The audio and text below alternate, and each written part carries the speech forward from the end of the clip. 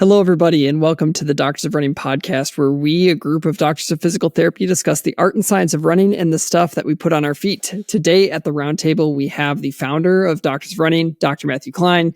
We have Dr. David Salas and myself. I am Nathan Brown, and today our goal is to tie up all the loose ends. We just released our episode talking about our favorite shoes from 2025, but there's a lot of other different topics that we didn't get to discuss when we look back at this year, certain things that we saw, and then things that we're looking forward to within the running sphere. So that is our goal for today. But I have a couple quick stories. The first one is yesterday, which was November 22nd, I got to go with our oldest to the Badger football game. As you all know, because I have given many reports along the way, we've been pretty bad. However, our last two home games, we've played ranked teams in the country, and we've pulled off wins in both, which means that Henry got to have one of those, probably core memory type moments from a sports fandom standpoint. We got to storm the field together. And then when we were down there, I'm showing a picture of him, but he got to meet our quarterback when we stormed the field. And the quarterback was like, "Hey, let the young one come on over." And he was just super nice. It's just a super fun moment. And I know everybody who is here to talk about Badger football, but we're building something, baby. We're coming back. The second thing that I need to say is that I am sipping from this mug. Again, if you're watching, you can see the mug.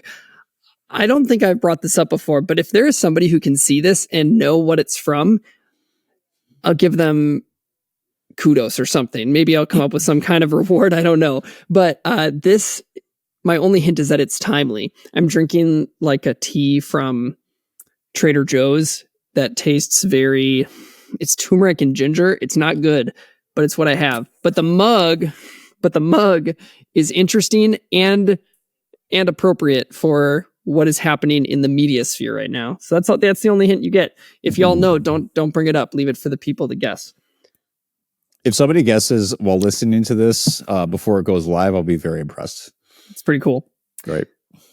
Yeah, or before it goes on YouTube. No, before it goes on YouTube. Yeah, sorry. Yeah, if you hear this on audio and you can guess this, I will be very impressed. Yes. Yeah.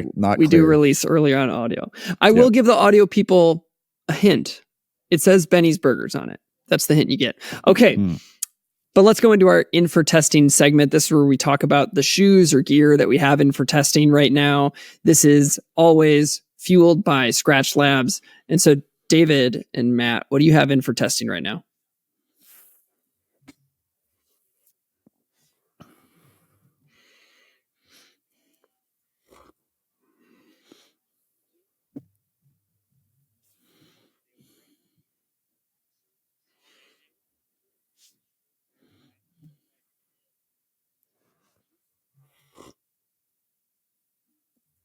Definitely firmer.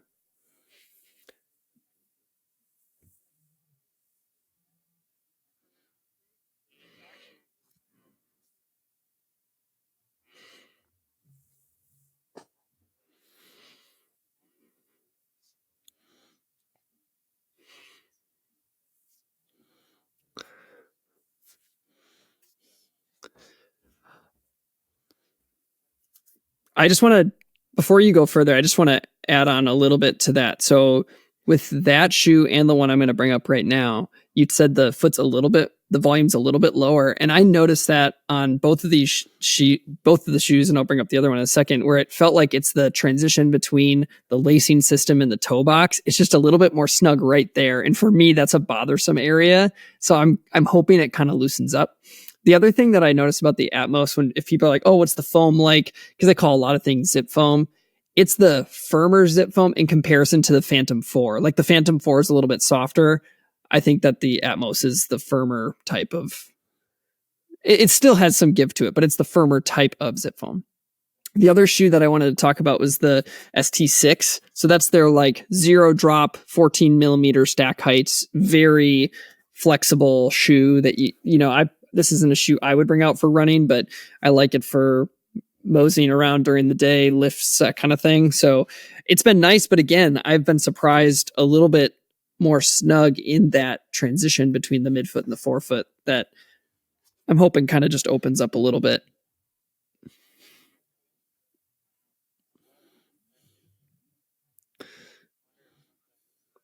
Oh, than it used to be. They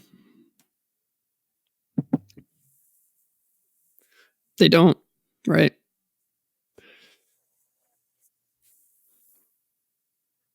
Yeah, right.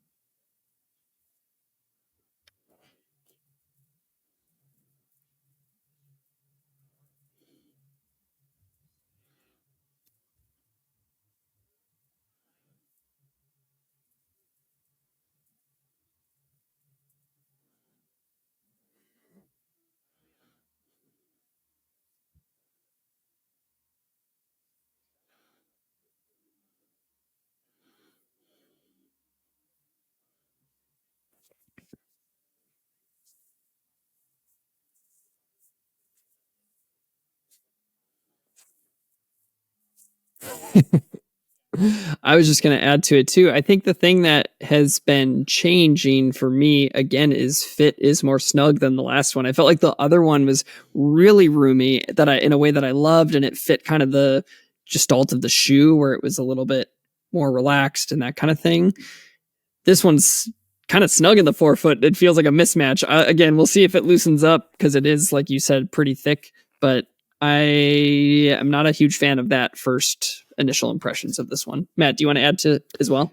Yeah, I've actually got 30 miles on my pair, and I really like the previous version. I feel like they kind of went the opposite direction where, yeah, I agree. The fit's different. It's no longer that half size short, which is nice. So I'm not like bruising the end of my toe, but it is a lot more snug. The upper, though, is like, I think this is a hot take. I think Brooks kind of struggled with uppers last year. This is much better. Is it more snug? Yes, it breaks in very, very, very comfortable plush. And like David said, maybe a little bit too plush, but just a snugger fit, more comfortable overall. I think they did well. 100% agree with David that the midsole is a lot firmer. The forefoot is responsive. One of the first runs I took this out for a hill workout, probably, and it was one. Although to be fair, it was one of the first times I've done a workout without the stroller because Regina took Isabella, and they did a shorter run. But yeah, despite the heavier weight, my size 10 is like 11.8 ounces, so it's not a light shoe. It can still hold a halfway decent pace. I wouldn't suggest it for workouts, but man, David, you're right. That heel is really firm. I've got 30 miles on it. By the time I did this with version 1, it had softened quite a bit. This has not softened. So a little bit, way more rockered though, right? So a lot less, a lot less mushy, soft, bouncy, way more rockered, far smoother forefoot than last time. I'm actually doing okay. I feel like the heel is actually, because they reduced a little bit of the posterior flare, the heel transition is just a little bit better, but that also might be, again, and we've talked about this, I didn't notice as much when I didn't run with the stroller. I will say with the stroller, I definitely get up on my toes with this shoe, especially. So I need to do some more non-stroller miles, which I'll get tomorrow morning. But yeah, just some interesting changes. It is not the same shoe. I get it. The other thing I want to put out is that I feel like this shoe should be called the Brooks Glycerin Max 2 GTS. It feels like really? stable. Yeah, it like the medial sidewalls, like from the heel to the forefoot's really prominent for me in a good way. It is pretty big. I've really noticed it, and I was like, whoa. And so, yeah, it feels a lot. It's probably the firmness as well, but it's a lot more stable.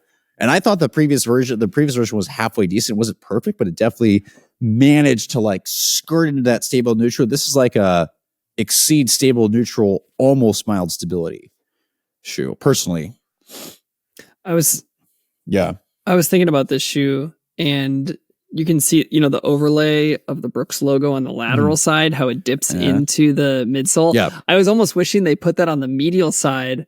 Kind of like, do you remember the plastic heel counter from the Shift 3? Got to talk about the Shift 3, or the Shift, the original Shift, I should say, actually. Yeah. The original Shift for that plastic dip down into the midsole and kind of created a load sharing element.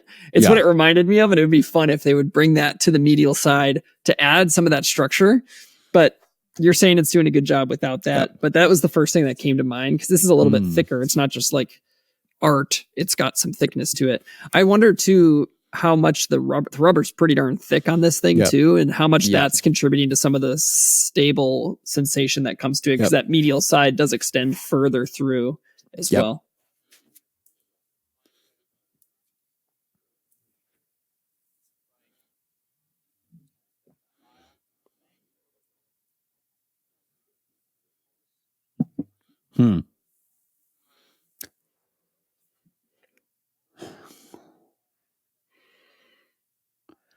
So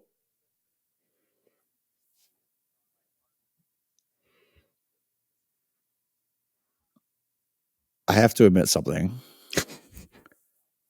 So scary. I pulled a David yesterday, and I took this shoe on trail, and it did fine. It was great, actually, surprisingly. So yeah, the traction, the traction's pretty solid. It's obviously not a full trail shoe, but like it did a lot better than I thought it was going to do. I was like, yeah.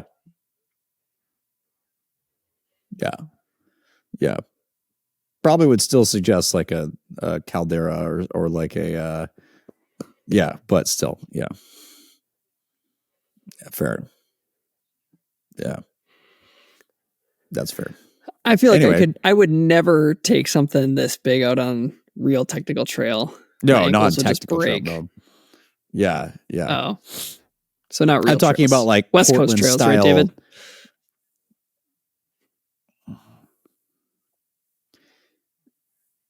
Yeah, that's That's a Portland shoe. Yeah. No. Yeah. It's definitely for those listeners. I was running at Pier Park. Royal Regina was running the Oregon Cross Country Championships and did absolutely fine. So, yeah. Sweet.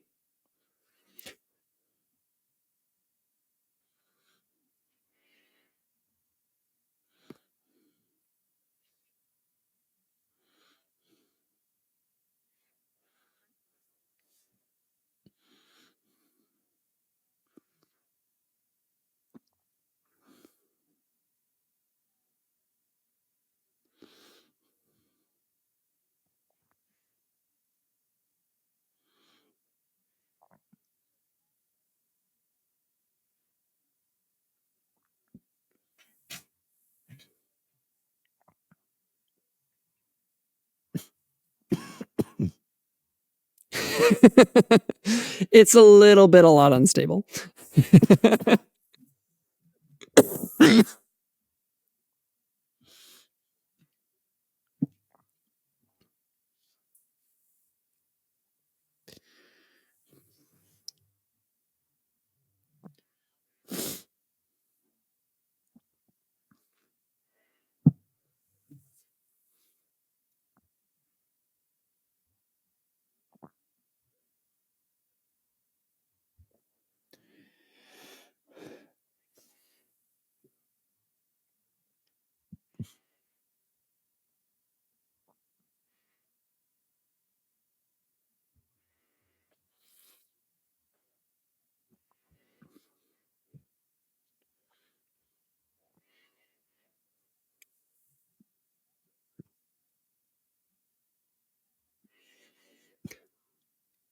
I've got a couple things that I wanted to add on. One is a tea update. So the more tea that I've drinking, the more I'm liking it. There's this really pleasant aftertaste that kind of sticks around. So maybe do check out the turmeric ginger tea from Trader Joe's. We were able to check out, we don't have one anywhere close to here, but we were out visiting family further away and they have one nearby. Yeah, that sounds great.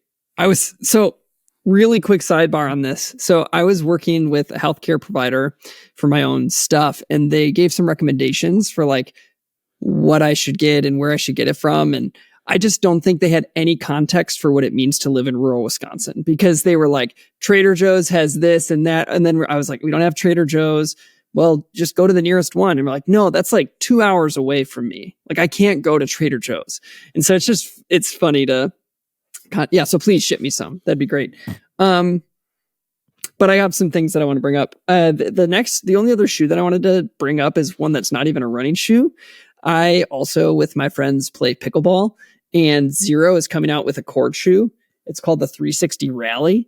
And it's going to be interesting to use, because I've used Zero's basketball shoe for pickleball as well, which is really structured. This one's a lot more flexible, so there isn't as much rigidity, and I got to really keep playing around with the lacing, because it didn't really feel like it was locking me down well for some of the cutting yet. So I'm excited to get more play in these, but nobody really cares about this but me. I'm kind of excited about it, so I just had to bring it up.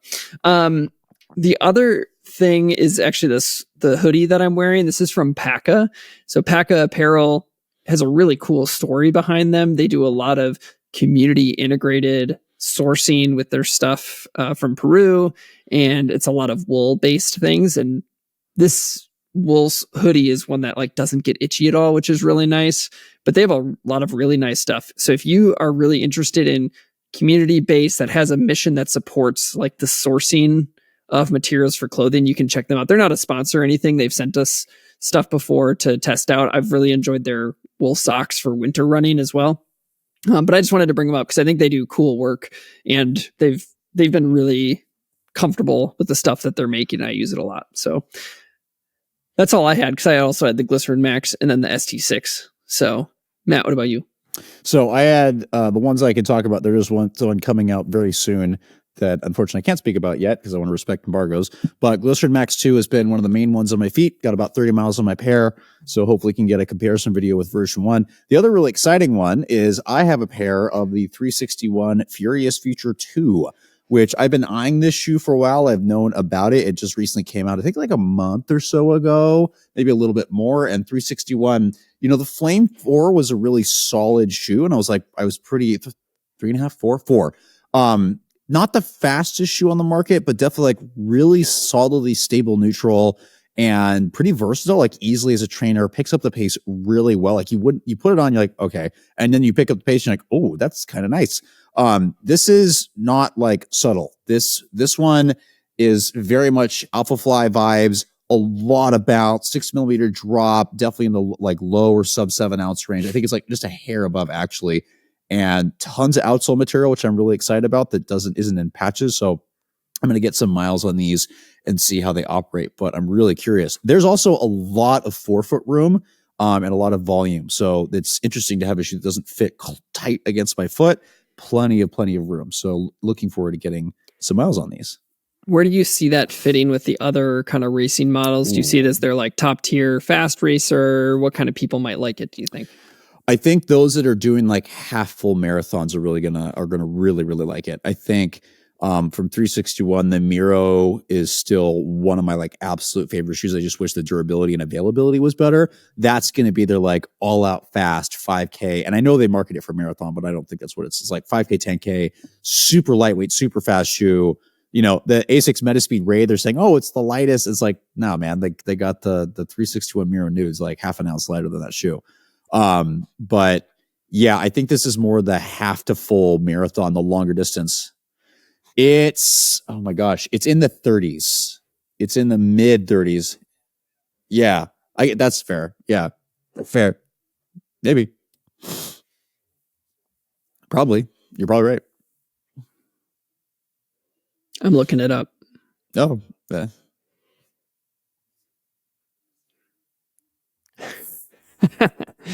Well, I think it's funny. Companies are coming up with lots of different types of racing shoes now. And I think that there's a marketed purpose and then an actual purpose that it's going to depend on the person. And so I always find it interesting, like where it fits. Do you think it competes with the stuff that's in that category right now, Matt, or is it a step forward or behind?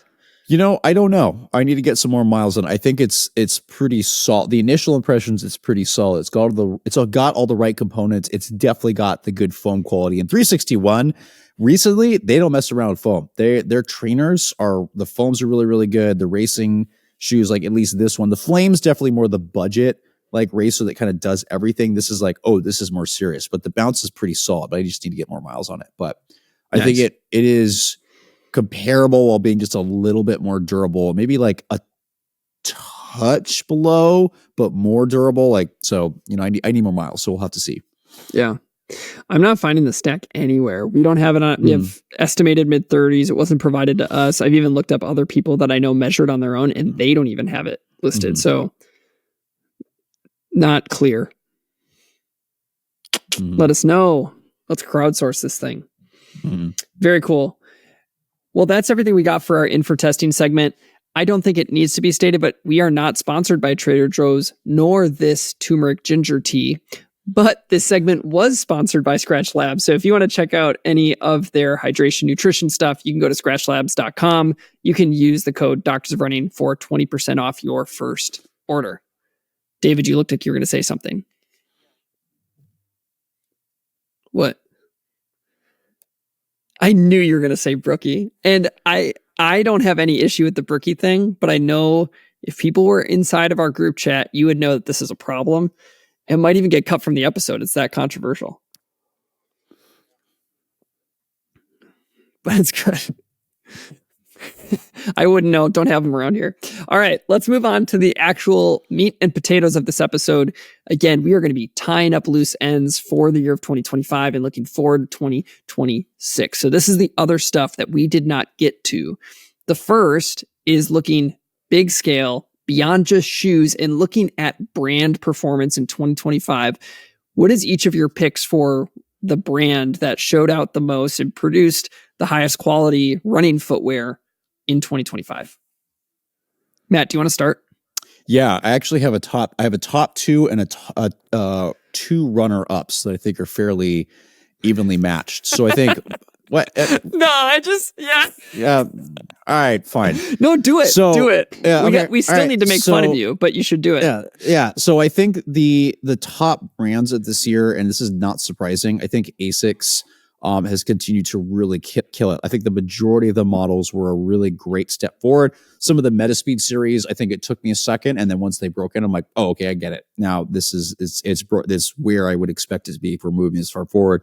Big drops in weight. Obviously, the Kayano was a huge jump forwards, in my opinion, with the geometry changes. 2 in a row, man. You've said Kayano correctly twice in a row. I know. Working on it. I think that shoe was a massive step forward in so many different ways, and there's a reason it's my top shoe of the year. I think they did a great job with that. The Nimbus is not something to be missed. I know a lot of people complain about that shoe being heavy, but I think just the stable neutral, smooth ride, it's such a great shoe. The Cumulus was okay, but a lot of their other stuff, I think from a racing and training perspective, really kept the standard of being fairly high. It was good. The other, I think the surprise top brand for me, although not all their shoes work for me, but I can still respect it, was definitely Puma. Puma made some huge step forwards. And the Fast R3, even though that shoe doesn't necessarily work for me, I can respect it. I think a lot of their stuff, they're moving forward with really aggressively. The Forever Run Nitro 2 was like a surprise bonus, like top shoe of the year for me. I think they're doing some good stuff. And I would say the two runner-up brands is going to be Mizuno, because I don't know what they got in their water, but I want some of it because they're just doing some crazy stuff. Mm-hmm. And I think we've said this before, from being one of the most conservative companies for years to now the wild card where you have no idea what's coming. It's very cool to see them be aggressive and try things and go like, what sticks, what hits the wall, and it's really good. The other, I think, runner up is Saucony, with continuing to move, like just consistently trying to move stuff forward. I think Incredi-Run, I'm really curious to see where they go with that. The Endorphin Trainer and the Endorphin Elite. The Endorphin Elite 2 didn't necessarily work for me, but man, that thing is the softest shoe on the market. And if it does work for you, it's a banger of a shoe. So yeah, that would be, I know there's a lot, but no, that's great. I have reasoning behind, I think where that's going. I think my brand. I'm a researcher. I'm gonna try to justify everything. Trauma Totally. from publishing. Yeah. My brand of the year is also Asics. I think that they have done two things this year. One is continued the breadth of shoe offerings that gives anybody coming into the running space an option for them. If you want high stack, if you want a little bit more, there's no low stack within their lineup really, but if you want to go try Noosa and get something a little bit more traditional, like you've got something there. They have really high end racers. They have nice stability options. Not from my own experience, but obviously Matt, you just talking about it. And then the trainer options both have some flexibility. They have some rockered platforms. They have a lot of options. And I think the other thing that they did this year is they are starting to clarify their offerings as well. So two companies have done that this year. One of them, Nike, is starting to do that actually a little bit more. It feels like they're, even if some of the shoes didn't land, like I don't think the Pegasus Premium is a good running shoe, but they're starting to create some clarity in terms of what the shoe is meant to do, and they're relatively accurate in that. Asics is doing that with the Blast line. I think as you look into the next year, it will become even more into focus in terms of what is the space for each of these shoes. So I think that they have a plethora of options. There's not really a dud within any of their offerings. They have things that work for walking, and then they have things that work for the highest end of running. So I think it's Asics for me.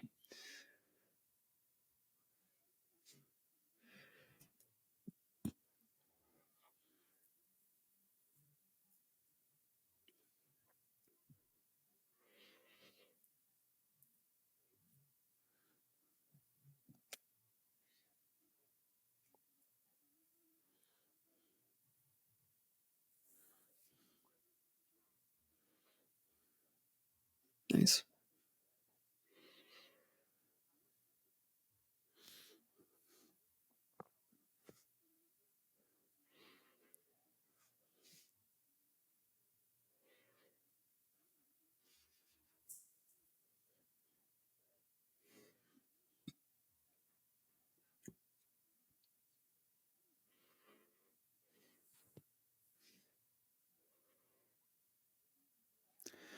It's 14.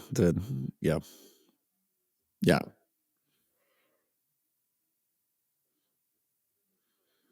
I'm mad. Nice.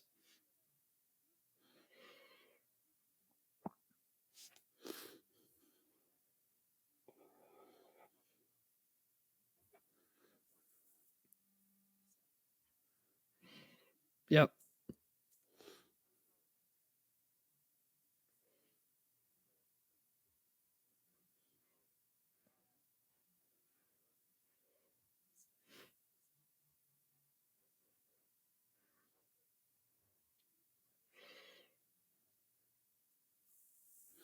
Well, let's kind of move forward then. We just talked about best brand in 2025. What would you say is the brand to look out for in 2026? The one that you think is going to be coming out with stuff that's worth following? I can go first on this one just to get myself out of the way. This was one that Matt had mentioned, and my pick is going to be Mizuno. I think that they have figured out foam. They had been living in firm foam land that didn't have any life in it for a while. And then with kind of the Neo Vista, Neo Zen, and then some of their racing models, they have really elevated their foam to be completely competitive from an experience standpoint, I think, across the board. And there is stuff, and I say 2020, we're looking forward to 2026, but I would say end of 25 into 26, I think that they are going to have a really nice lineup, kind of their second iteration or third iteration of some of these newer generation Mizuno shoes, like the Zen and the Vista. That stuff may be coming with their next iterations, updating some of their more mainline trainers like the Rider and stuff. I think everything is going to be getting a bump forward again. And their upcoming racing models, you've been seeing about prototype shoes from them. I think there's stuff there as well that is worth following and checking out, because I think that they're doing some really good stuff. I would 100% agree that I think the brand to look out for in 2026 is Mizuno, just because, as I said earlier, they're a wild card. Some of the stuff that we've seen, some of the changes we're already experiencing, like the change to the rider is nuts. Like that shoe is completely different, and I think they're willing to really try things. And so, yeah, I think they're willing to take risks. So we'll see if that pays off in 2026. But they've got my eye. I'm curious to see what happens.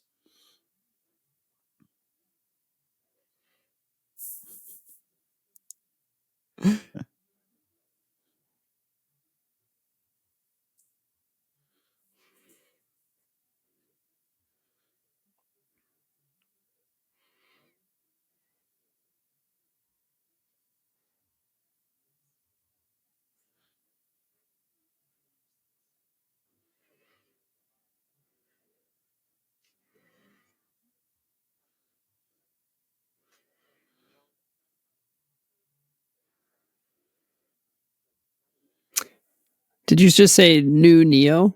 Isn't that a little bit redundant, David?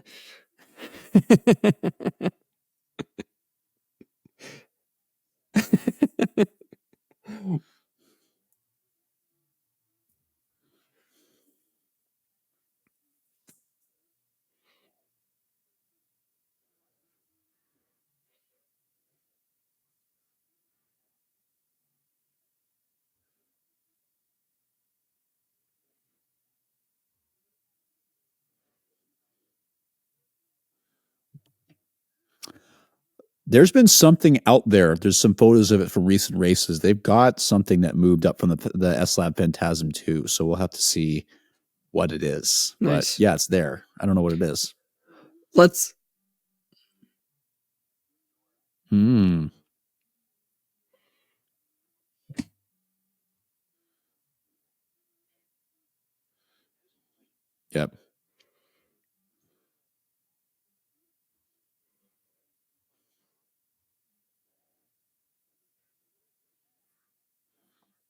I haven't tested that one.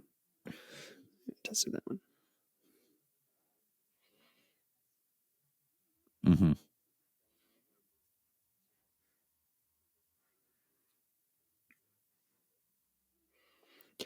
You kind of mentioned something there, David, in terms of shoes that went through a big change this year that you liked. And that was actually one of the other things we wanted to talk about, was giving credit to a shoe or a line of shoes that has really changed, and what was that best change in the footwear from 25 to 26. I'm just saying, you brought up Solomon. Is that for either of you? Is that the one that you would add to that, Matt? You can talk about that then. Yeah, I'm the Aero Glide 3 just blew me away. It's one of my top shoes, like definitely like the lightweight performance trainer of the year. How do I not be rude about this? I wrote this, so this will be out by the time this is aired, but I was really not impressed with the Aero Glide 2 or 1. It was like, these are boring. The marketing is way stronger than the shoe. Everything shifted. I don't feel like they marketed this shoe that much, and because they crushed it. The midsole so much better. Upper took a second. Once it broke in, it was phenomenal. This is like a do-it-all. You want one shoe that's going to last and do workouts, long runs, maybe for some people like a longer race shoe. It really, yeah, they really hit it out of the park while still keeping it really simple. No plate, nothing crazy, just a good foam, a good fit, and that's all you needed. So I would say that's my like best change in shoes by far for 2025. And although it wasn't quite stable enough for me, the Aero Blaze I feel like is similar. Although David, you could probably speak more to that than I have it. I don't think I ever got it. I don't think I put miles on it. Maybe it's a little bit better. So I'll give it a shot. Okay. Yeah. Yeah. Yeah. Yeah. Mm-hmm. Yeah, Nice. that makes sense. My pick is more personal than it is maybe across the board, because I think there are going to be people that disagree with what I'm about to say. So personal best. Yeah. Personal. You will always troll me, and that's okay. That's part of our relationship in a way you show me love. At least that's what I tell myself when I go to bed crying at night. All right. So, no, just kidding. But the shoe for me was the Rocket X2 to Rocket X3. because the Rocket X2 for me, I would sink back and I'd have to climb out of that shoe and I could not get in any sort of rhythm. They raised the drop on the 3. I think the foam is a little bit more friendly for rhythmic running. I just really liked that change. Again, there are going to be people who probably loved the 2 and kind of that feel of having to get up on your toe a little bit more. It didn't work for me. I really like the change up to the 3. David, what's yours?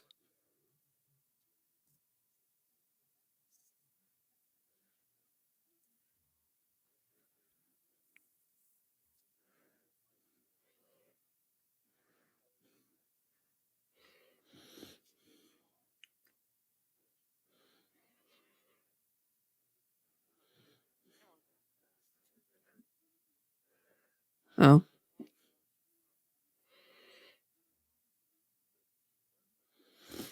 the rocker's better. Yep. Yeah.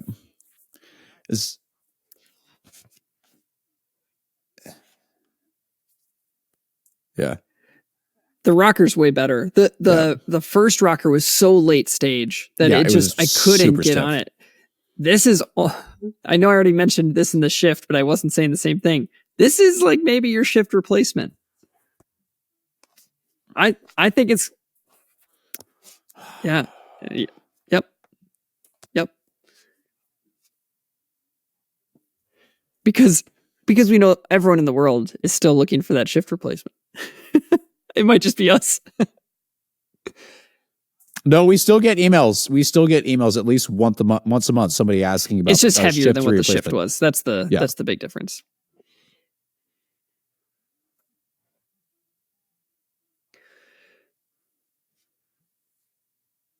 Yeah. Mm-hmm. Right.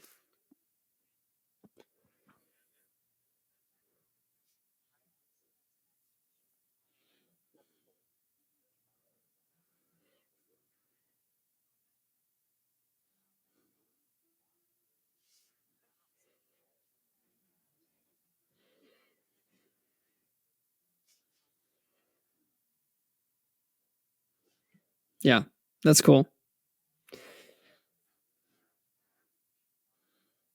Yeah.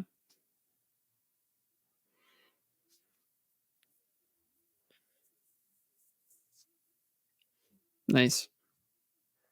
Well, our next thing is looking at, again, 2025 and asking the question, what was the most innovative shoe of 2025? Is there anyone who really wants to go first on this one? Great.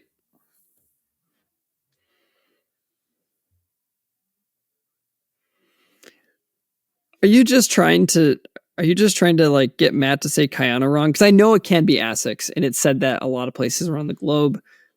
Are you doing this on purpose to try to throw Matt off? No. Are you saying what way? Is that what you're saying to me right now? No, he's just trying to be different. So, yeah. What way?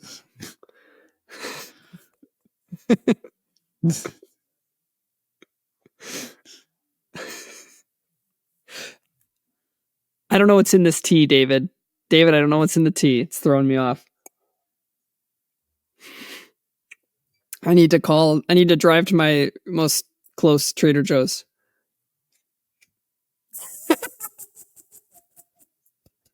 Stop it. Don't do this. I've been holding it together for so long. He calls my beloved Badgers, the Gophers, on maybe a daily basis just to try to get under my skin. I do a good job. I keep it chill. I usually don't even acknowledge it, yet he continues and he persists. All right, you two, come on, let's go.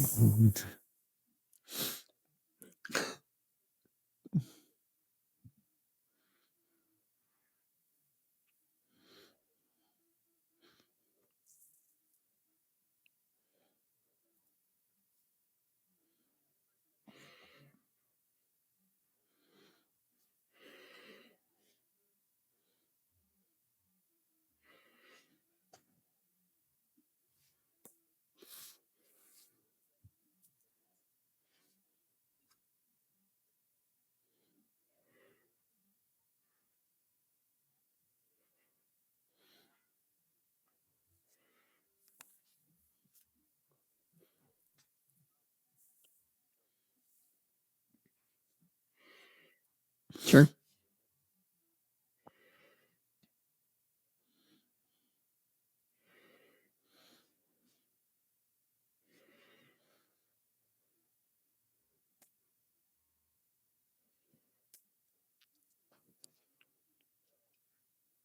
It's crazy. Yeah.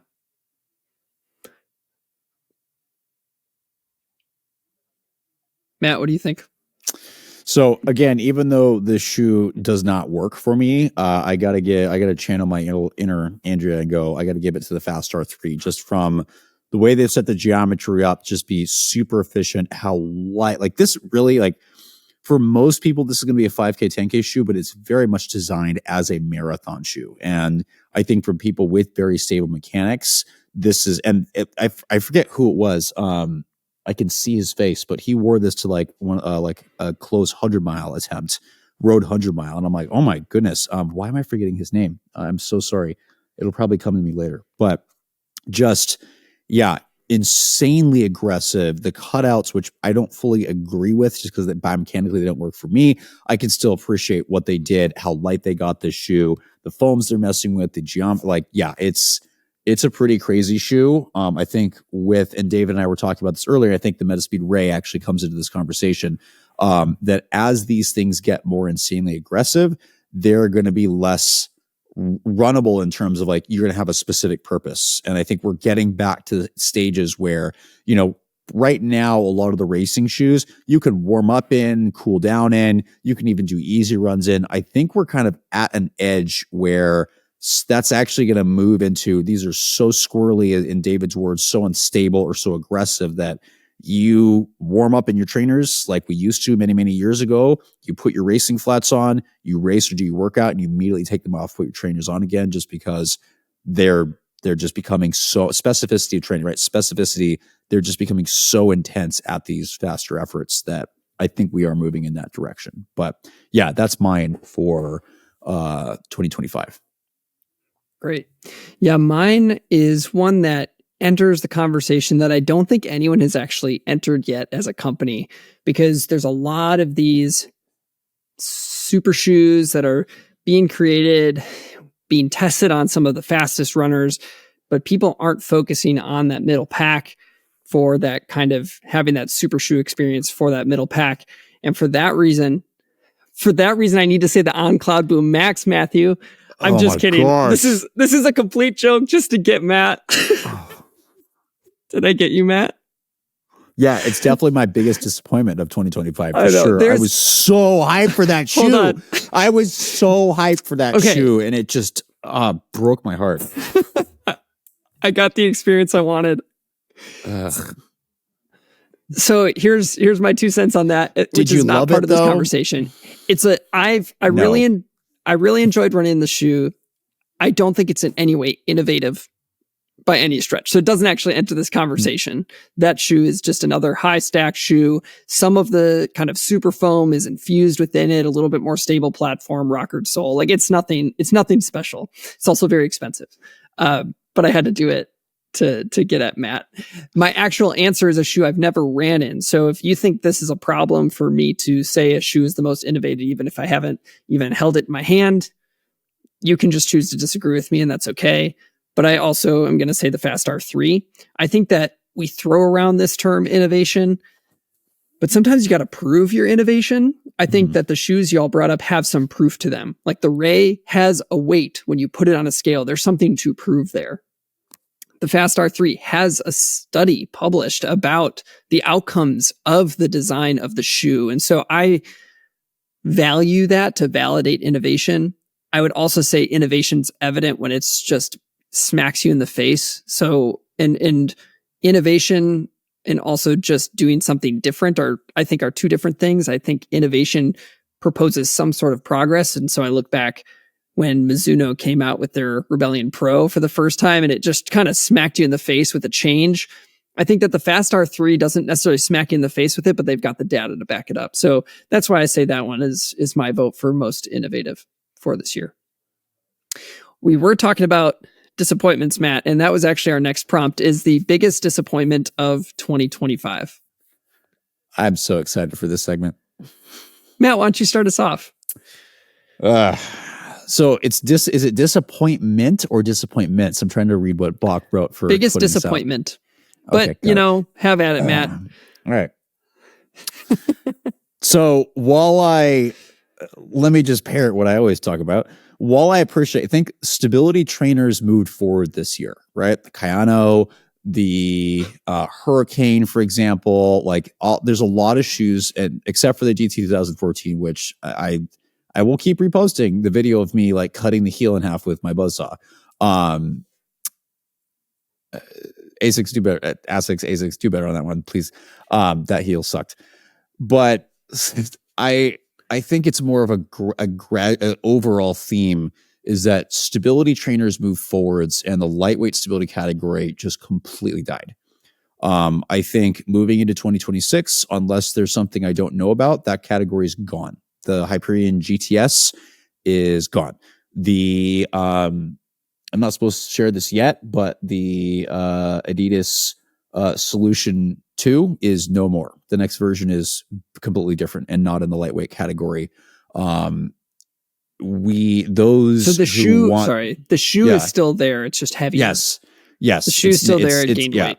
Yeah, I can't say exactly how, but it's not the lightweight shoe it was this year. The Tempest no longer exists in the United States. I do have the Tempest 3. I want to see, I might just write that review up and just see if Bach Willer will not post it, but I don't think he will. So yeah, it's the category's dead. It's just straight, and everything else, like the GT 2014 actually got Hyperion a little bit heavier. Yeah. Like I said, Hyperion just discontinued. And even the category of stable neutral racing shoes is getting smaller and smaller. We've got Endorphin Pro 4. We've got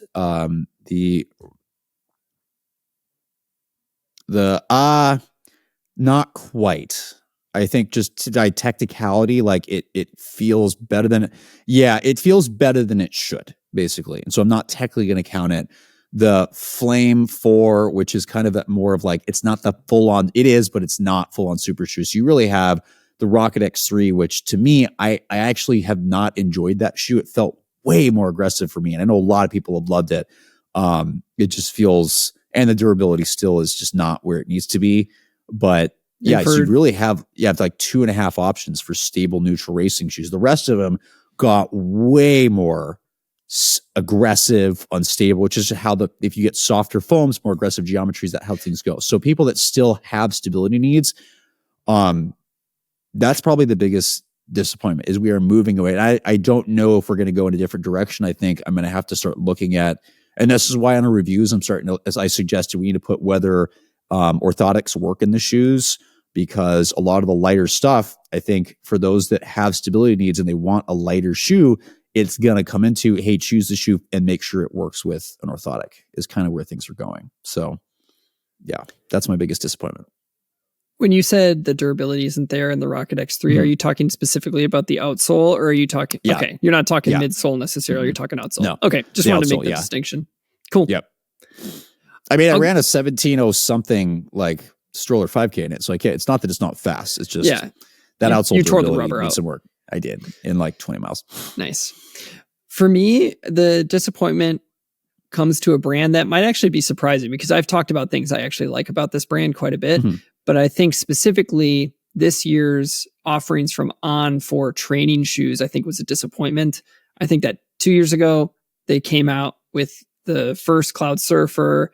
They kind of started having the Phasic, clouds, and there was just a really nice running element to those. And we didn't see some of those offerings, I think, take meaningful steps forward or even replicate what they've done in the past. I think some of the changes actually got worse. I'm thinking about, oh my gosh, what's it called? Cloud Surfer Max. No, I'm not talking about the Cloud Surfer Max. That was a new shoe. What was the one, Matt, that you and I hated that David liked? Cloud Surfer Max. Cloud Surfer Max, not Cloud Boom Max. Yeah, Cloud Surfer Max. Sorry, my bad. Yeah. Nomenclature is hard for me sometimes. Yeah, the Cloud Surfer Max. I thought the next wasn't good. That was my problem with it. That was my disappointment. I just think that they kind of fell flat. The next was firm, kind of just like older school on and didn't have some of the movement forward with foam and all that kind of stuff. I think I'm excited about where they're going. The Cloud Venture Pro or whatever called Ultra Venture Cloud. On Cloud Ultra Pro. Thanks, y'all. Yeah. Maybe the biggest disappointment of the year is my ability to remember on shoe names. That's disappointing. But I mean, that was a great shoe. So I think I see a future for where they're going to go, but it didn't manifest in 2025. What about you, David?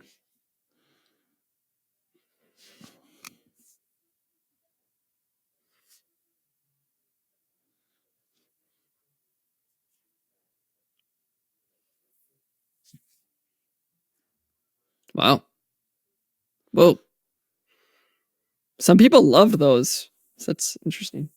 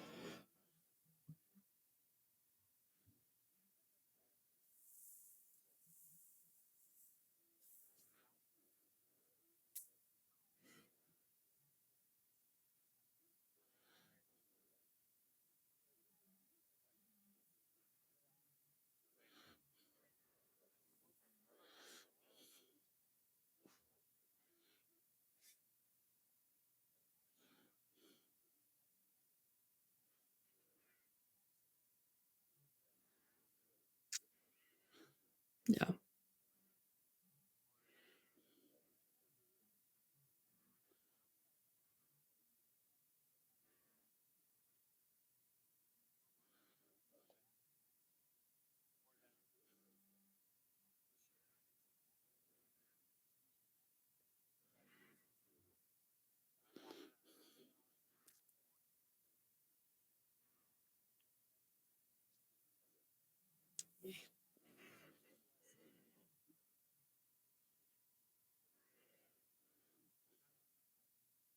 That makes sense.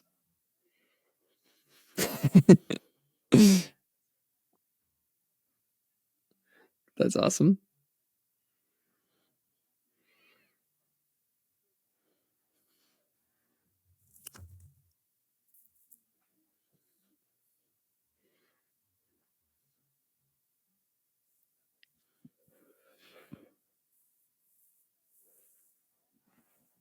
Yeah.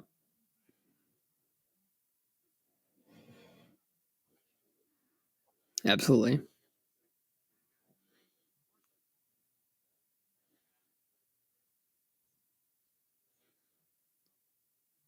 Yeah. Cool.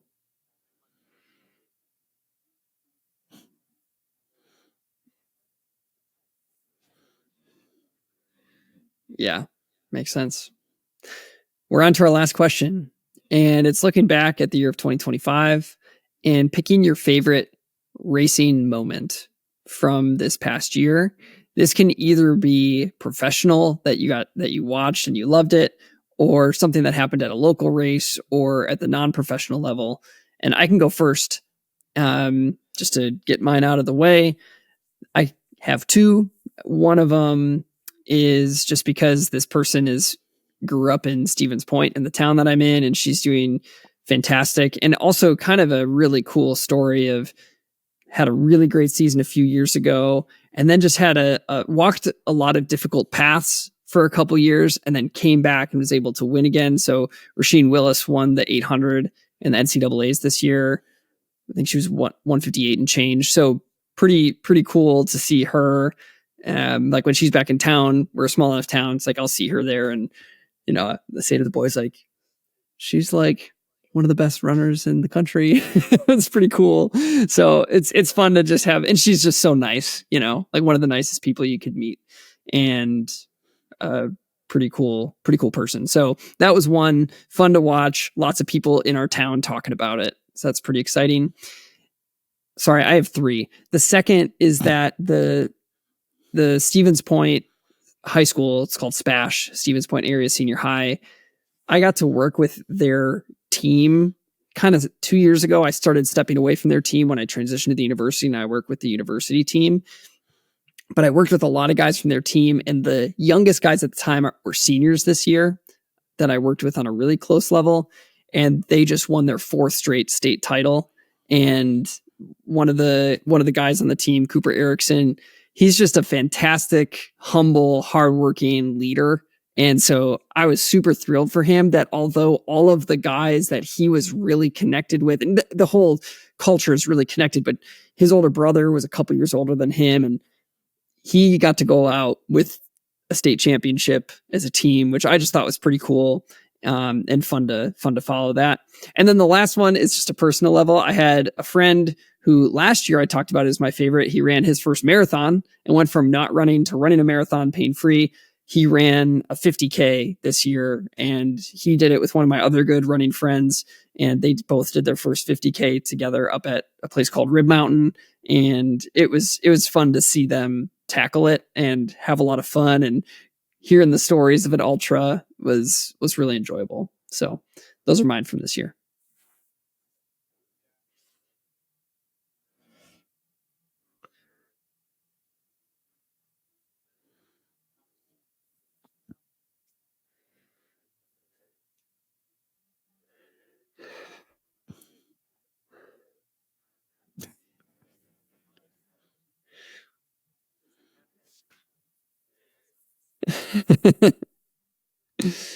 Yeah,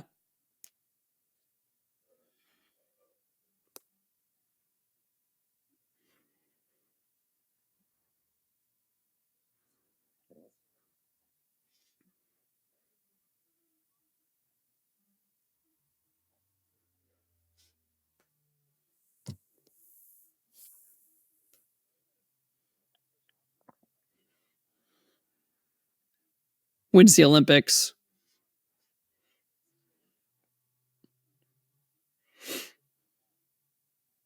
Kerr.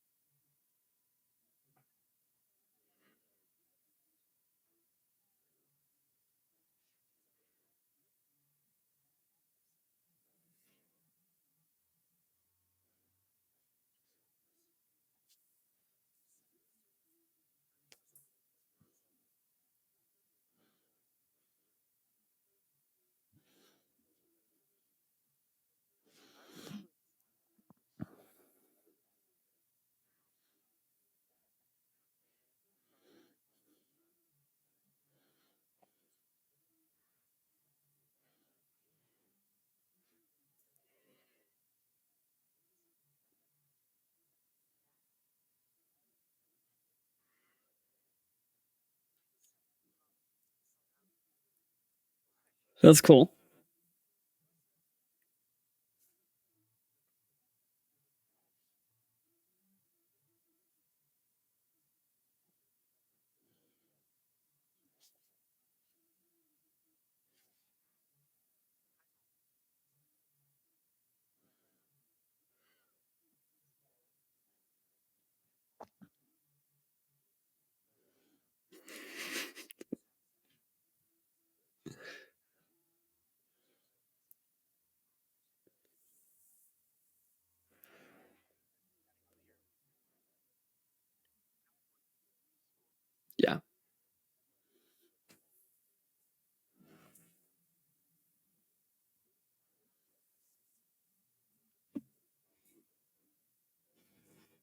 That's cool. Matt, what's yours? I think my ones overall are my wife, to be honest. Regina is an amazing human being. She went through a lot doing ultramarathon stuff. Despite that, still managed for us to have a kid. And Isabella has been amazing. Her postpartum journey has been very difficult from a physiologic and physical standpoint. And she has done absolutely awesome. And things really came together where she's running like middle of year to now is running like getting back to where she was, even like at her like top levels, which is really fun to see and watch. And I think like she just placed 13th in the Oregon cross country championships. And it was like, this is just, and she fell like multiple times. And she was also running, for those who don't know, she at the last second decided to run in my pair of Streak Fly 2s. So men's size 10, she's a women's size 9 or men's size 7.5. And so she's running in shoes that don't fit because she wanted to, because she didn't know if she was going to wear spikes, but she didn't have something light enough to be in that category. So I said, try this. And she did it. So like against all odds is still doing super well, running well, and being a insanely amazing mom and wife. So I think all the moments for cross country and racing the second half of this year has been the clearly best racing moments. That's great. Well, this was fun. Good episode. Thanks for hanging out. I always enjoy getting to spend Sunday nights with the both of you. And whenever we get Andrea, it's not Sunday nights. We go earlier so that Peanut doesn't riot. And so I just always appreciate this time. So if anyone has questions for us, if you want to throw things into our pool of kind of an ongoing mailbag, please reach out to us at doctorsofrunning@gmail.com with things that you'd love to hear us discuss.